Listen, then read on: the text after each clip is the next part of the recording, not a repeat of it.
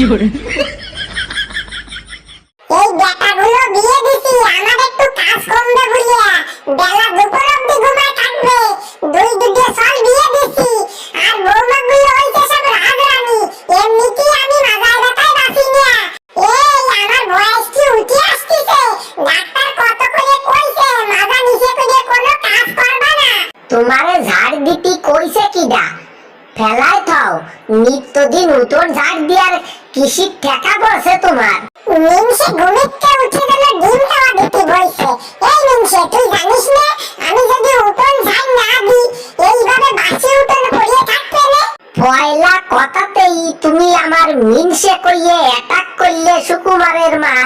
এখন যদি মিনসের বিপরীত শব্দ দিয়ে আমি তোমারে অ্যাটাক করি তাহলে তো তোমার সম্মানে লাগবে না। তোর যা ইচ্ছে মনে করে সেই কথা দিয়েই শুরু করে।